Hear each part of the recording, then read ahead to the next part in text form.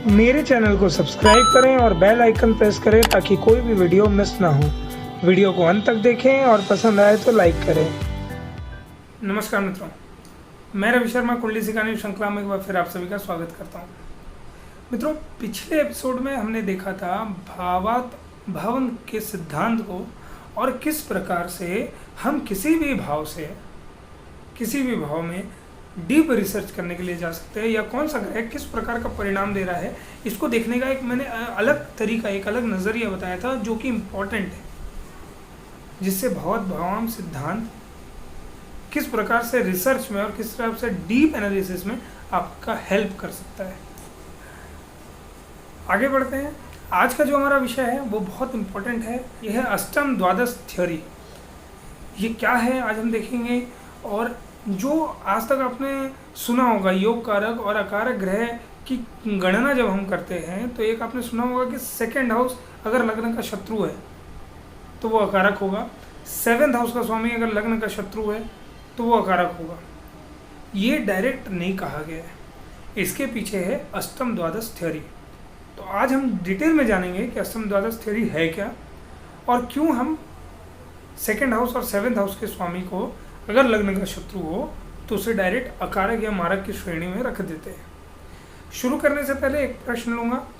ये प्रश्न जो है विजय पांडे जी के द्वारा आया है।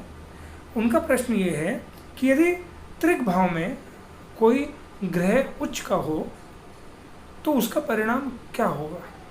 देखिए, पहली बात तो मैं आपको बताता हूँ कि कोई भी ग्रह जब उच्च का होता है तो वो अपना अच्छा रिजल्ट ही देता है। रही बात त्रिक भाव की, तो त्रिक भाव में होगा तो भी वो अच्छा रिजल्ट ही देगा। जैसे मान के चलते हैं सिंह लग्न की कुंडली है। अब सिंह लग्न की कुंडली में मंगल भाग्येश हो गए। अब मंगल भाग्येश होकर बैठ गए कुंडली के छठे भाव में। अब छठे भाव में जब बैठ गए हैं तो यहाँ पर वो सुख के कारक हैं और सुख के कारक के साथ साथ भाग्येश हैं और दोनों जाके बैठ गए छठे भाव में। छठा भाव तो खराब मानते हैं, लेकिन यहाँ पर एक चीज़ नोटिस करने लायक है कि छठे भाव में मकर राशि है और मकर राशि मंगल की उच्च की राशि है। अगर ये सिंह लग्न में मंगल भाग्येश है और भाग्येश को अगर उच्च का होना हो तो वो छठे हाउस में जाकर बैठेगा, तो क्या यहाँ पर मंगल बुरा परिणाम देगा? बिल्कुल नहीं, कभी नहीं। यहाँ पर मंगल हमेशा अच्छे रिजल्ट देगा।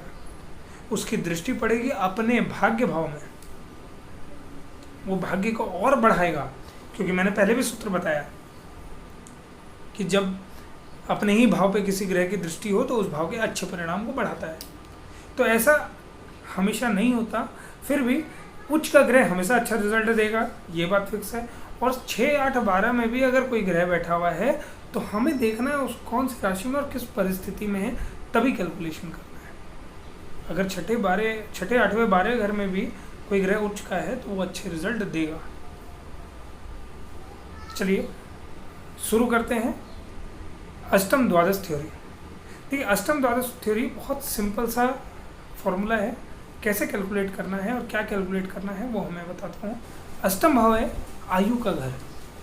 हम आयु देखते हैं 8th हाउस से, जहाँ तक दीर्घायु होगा कि अल्प आयु होगा उसके लिए कैलकुलेशन हम करते हैं 8th हाउस है। 12th हाउस है हमारा खर्च का, व्यय का, ठीक है। अब 8th हाउस हमारा आयु का घर है, तो 8th हाउस से 12th कौन सा होगा? 8th हाउस से जो 12वां घर होगा, 8वें से 12वां जो होगा वो 7th हाउस होगा, 7वां घर। 7वां घर हमारा 8वें से 12वां है, 8वां आयु का है। आयु को खर्च करने वाला, आयु का व्यय करने वाला 7th हाउस है। अब जो भाव आयु का खर्च करता हो, आयु का व्यय करता हो, वो तो अच्छा नहीं हो सकता ना। जो हाउस आपके जीवन का, आयु का खर्च करता है, व्यय करता है, वो शुभ नहीं हो सकता। जो हाउस आपके आयु को खर्च करता है, उनका व्यय करता है, वो शुभ नहीं हो सकता। इसलिए अष्टम भाव से जो द्वादश भाव है वो होता है 7th हाउस, वो आयु का व्यय करने वाला हुआ, इसलिए उसे अच्छा घर नहीं मानते।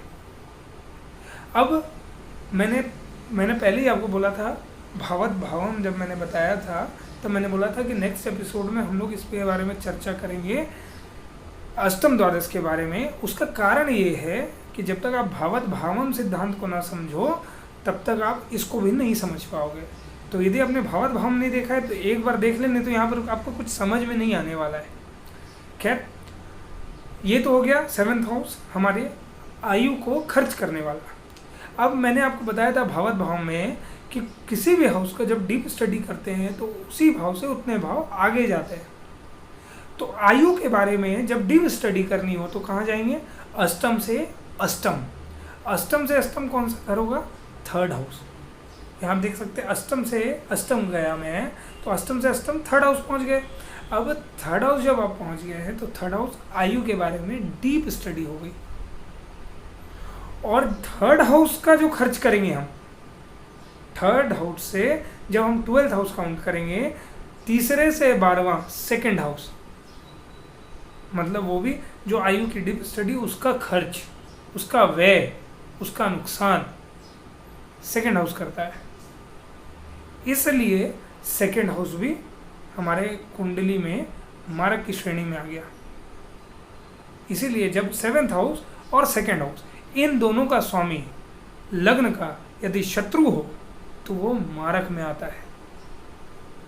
उसका अष्टम भाव से किसी प्रकार से संबंध हो और वो पीड़ित हो या अष्टम भाव में बैठा हो पीड़ित होकर, तो जातक की मृत्यु का कारण बनता है। इसीलिए 2nd हाउस और 7th हाउस को हम लग्नेश के शत्रु या मित्र की दृष्टि से देखते हैं। ये भी एक कारण है जब हम 2nd हाउस को सम में रखते हैं। इसीलिए सिंह लग्न में जब आप देखेंगे तो सिंह लग्न में बुध जो है 2nd हाउस का स्वामी है, सूर्य का मित्र भी है, 2nd हाउस का स्वामी है और आय का स्वामी है। आय और धन दोनों का स्वामी होने के बावजूद भी बुध को योग कारक नहीं माना जाता है सिंह लग्न में।